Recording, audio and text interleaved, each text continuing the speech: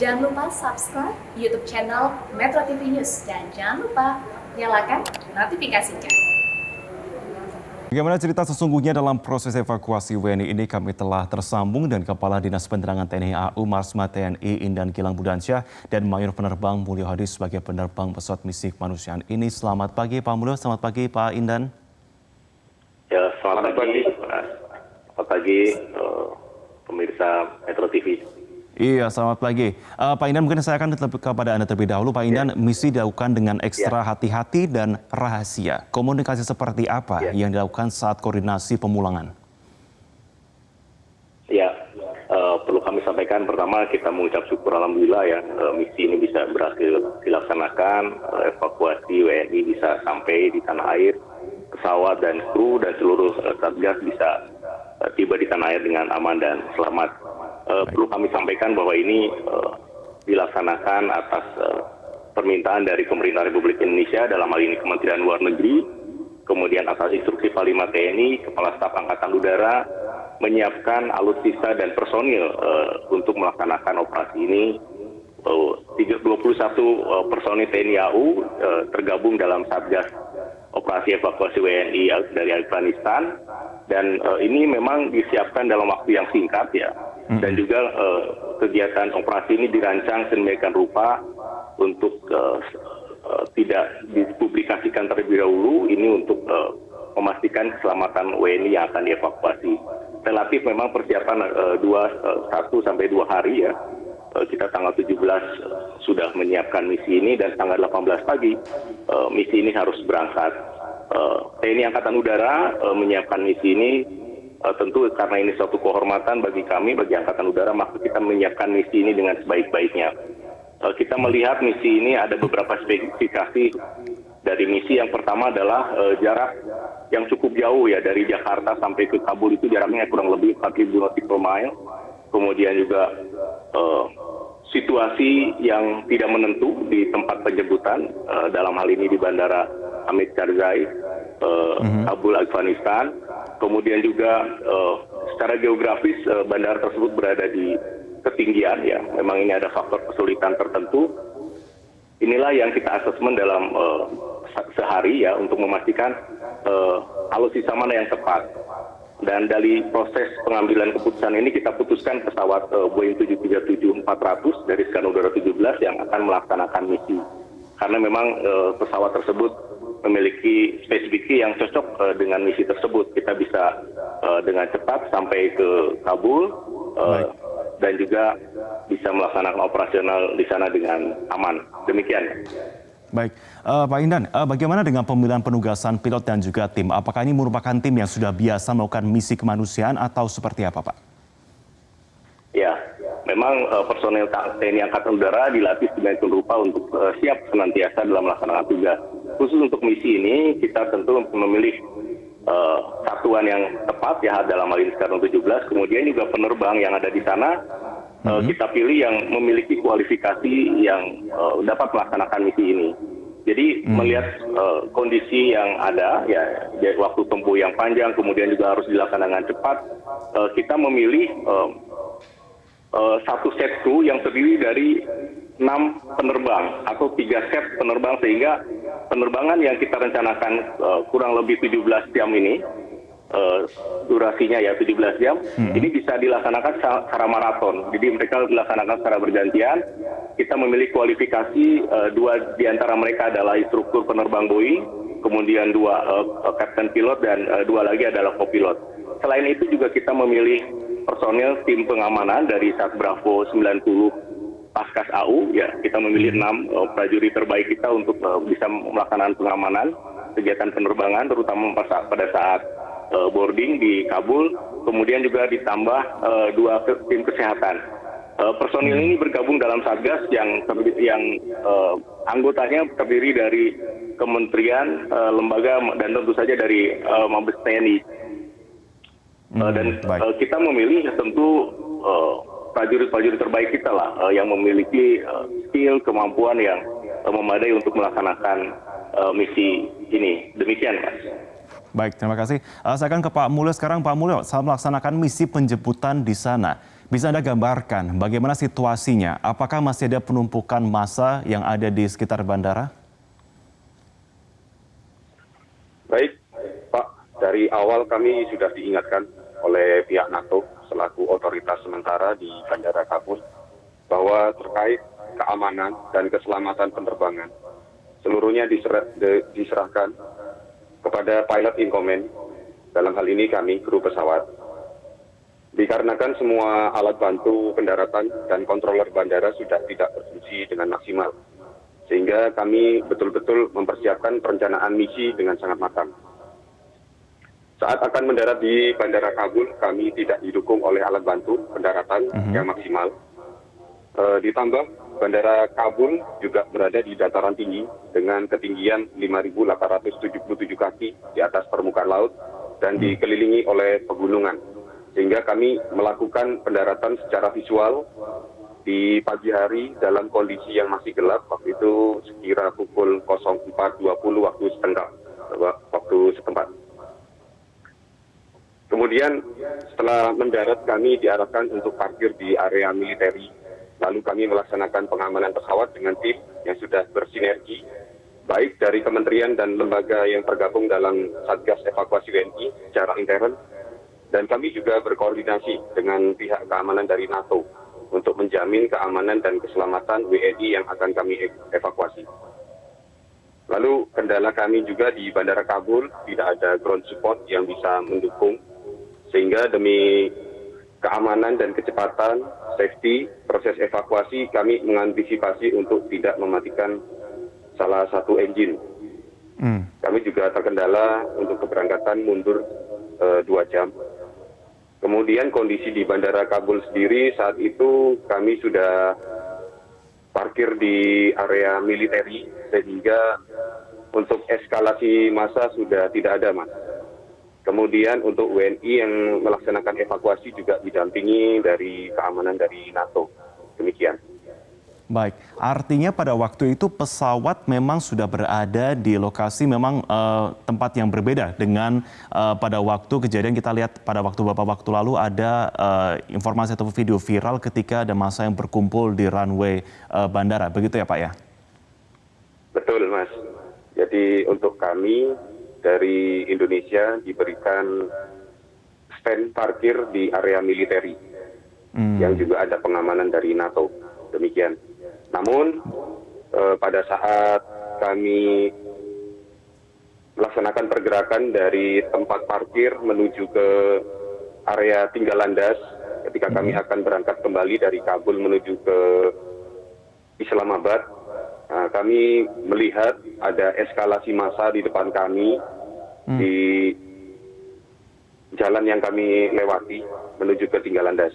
Itu yang kami khawatirkan. Suatu saat mereka bisa merapat atau mendekat ke pesawat. Itu sangat berbahaya. Pada waktu Anda melihat ada eskalasi massa, apakah ada desakan dari massa tersebut untuk ikut dalam pesawat misi kemanusiaan Indonesia ini?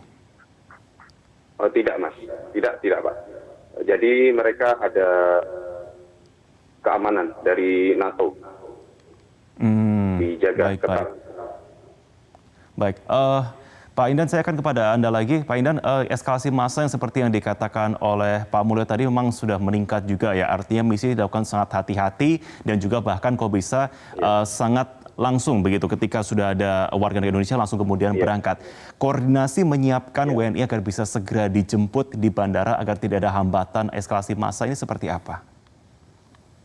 Ya, jadi terkait hal itu kita rancang misi itu sedetail mungkin ya. Kita menyiapkan juga beberapa alternatif perencanaan kegiatan untuk memastikan kegiatan ini bisa berjalan aman, lancar ya. Memang yang paling kita antisipasi adalah apa yang kita lihat di informasi sebelumnya ya, di beberapa hari sebelumnya, bagaimana masyarakat begitu banyak masuk ke airside atau daerah pergerakan pesawat dan berebut untuk naik pesawat. Itu juga salah satu yang bagian yang kita antisipasi. Makanya di koordinasi awal kita ingin memastikan bahwa pesawat setibanya di Bandara Hamid Karzai diupayakan sesingkat mungkin berada di bandara tersebut. Nah, kita punya skenario bahwa sebelum pesawat itu berangkat dari Islamabad, WNI kita tuh sudah berada di bandara gitu. Sehingga kita ingin memastikan pergerakan pesawat itu sesingkat mungkin berada di bandara. Jadi skenarionya adalah WNI sudah ada di bandara, pesawat diberangkatkan dari Islamabad, tiba di Hamid Karzai, dan waktu dalam 30 menit pesawat tersebut sudah kembali lagi menuju Islamabad. Itu skenario awal. Namun demikian, setibanya pesawat itu di Hamid Karzai, memang ada dinamika di sana. WNI kita tidak bisa sesingkat ya kita perkirakan, ya yang kita perkirakan 30 menit bisa sudah di dalam pesawat dan pesawat bisa berangkat. Ternyata ada beberapa hal yang harus diselesaikan sehingga kita bisa berangkat itu setelah 2 jam pesawat tersebut mendarat ya. Namun demikian kami sangat berterima kasih ya dengan Satgas, dengan kementerian, utamanya adalah Kementerian Luar Negeri yang bisa berkoordinasi dengan otoritas tempat, dalam hal ini NATO ya. Ada beberapa negara yang tergabung dalam NATO ikut serta dalam pengamanan di darat ya. Ada beberapa militer dari negara NATO yang ikut mengamankan kegiatan pada saat boarding, sehingga walaupun memang waktunya tidak sesuai perencanaan kita dan mundur sampai 2 jam, namun semua dalam koridor aman ya. Semuanya WNI bisa dengan aman naik ke pesawat, dan kemudian pesawat pun bisa dengan aman lancar mulai dari mendarat di sana sampai dengan take off dari bandara Hamid Karzai juga dalam keadaan aman. Dan tentu ini adalah berkat sinergi koordinasi pemerintah Republik Indonesia dengan otoritas setempat. Jadi memang ada hal khusus Mas, itu yang kita briefingkan dari awal, bahwa bandara dan ruang udara itu otoritasnya ada di NATO. Tapi wilayah di luar bandara kita tahu bahwa itu adalah otoritas Taliban. Baik. Nah ini yang situasi ini yang memang harus kita antisipasi sejak awal, dan alhamdulillah ini bisa berjalan dengan lancar. Baik, Demikian. Pak Indan, Pak Mulyo harus bertahan dulu karena kita akan lanjutkan perbincangan kita usai jeda. Pemirsa tetaplah bersama kami dalam Metro Pagi Prime Time. Kami lanjutkan perbincangan kami, pemirsa. Pak Mulyo, saya akan kembali kepada Anda. Mungkin Anda bisa memberikan gambaran kepada kami, karena tentunya kami sini pun juga ingin melihat bagaimana sebenarnya situasi pada waktu Anda akhirnya akan mendarat di bandara internasional tersebut. Seperti apa situasi yang Anda lihat dari atas begitu? Apakah kemudian eskalasi memang nampak sangat jelas di sana atau seperti apa, Pak Mulyo? Baik Pak, dari awal kami mengantisipasi pergerakan kami dari Kabul, dari Islamabad menuju Kabul, maaf. Kami mengantisipasi hal tersebut sehingga kami merencanakan take off dari Islamabad pada pukul 04.00 pagi hari, masih gelap. Diharapkan kita landing di Kabul pada pukul 04.10 karena ada perbedaan waktu 30 menit antara Islamabad dengan di Kabul. Islamabad lebih cepat 30 menit. Pada saat kami akan approach menuju ke bandara, kondisinya masih gelap, Pak.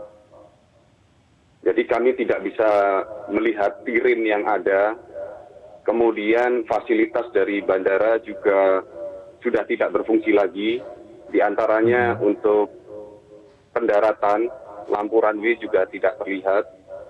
Sehingga itu cukup berbahaya bagi kami untuk melaksanakan approach dan mendarat di Bandara Hamid Karzai di Kabul. Demikian. Baik, Pak Mulyo, ketika Anda melakukan misi penerbangan, misi kemanusiaan tiba di lokasi runway militer seperti yang tadi Anda sampaikan sebelumnya, apakah Anda melihat ada negara lain juga, pesawat di negara lain yang juga mendarat di sana untuk melaksanakan misi evakuasi? Karena kita tahu beberapa waktu lalu ada negara juga yang gagal untuk melakukan evakuasi di sana. Baik, seingat kami negara-negara yang ada melaksanakan misi yang sama. Pada waktu itu kami mendarat yang pertama, Mas, di pagi hari. Kemudian kami melihat di samping kami juga ada pesawat dari Jerman, kemudian Kanada, Rusia, Spanyol, dan Turki. Masing-masing berbeda jenis pesawatnya. Itu setelah kami sudah berada di posisi area parkir pesawat. Demikian. Baik. Baik, saya akan sekarang ke Pak Indan. Singkat saja Pak Indan, setelah kemudian misi kemanusiaan ini sudah selesai, kemudian WNI sudah sampai di sini, kemudian proses apa yang saat ini dilakukan kepada mereka? Apakah proses untuk screening kesehatan atau seperti apa? Singkat saja silakan Pak. Ya, barangkali saya akan bicara terkait yang personil TNI Angkatan Udara ya. Untuk personil Angkatan Udara, sesuai dengan protokol kesehatan, saat ini sedang melaksanakan karantina ya, setelah kemarin setibanya di tanah air melaksanakan swab PCR seluruhnya, alhamdulillah bisa berjalan aman semua ya, seluruh personil AU. Kemudian saat ini sedang melaksanakan proses karantina ya, untuk memastikan sesuai dengan protokol kesehatan. Jadi ini Mayor Mulyo ini berada di tempat karantina ya, berkomunikasi dengan kita semua untuk memastikan protokol kesehatan bisa dilaksanakan.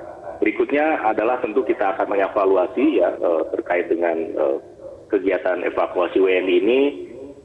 Tentu kita tidak mengharapkan ada lagi evakuasi WNI di negara-negara lain, namun kita harus siap ya. Dan misi kita hari kemarin alhamdulillah bisa berjalan lancar, dan juga misi-misi sebelumnya ini menjadi pelajaran bagi Angkatan Udara untuk bisa melaksanakan kegiatan-kegiatan atau tugas-tugas dari negara dengan aman, lancar, dan bisa sesuai tujuan dari misi tersebut. Demikian, Mas. Terima kasih. Kepala Dinas Penerangan TNI AU Marsma TNI Indan Gilang Budiansyah dan Mayor Penerbang Mulyo Hadi sebagai penerbang pesawat misi kemanusiaan sudah bergabung bersama kami dalam Metro Pagi Prime Time. Selamat pagi. Terima kasih.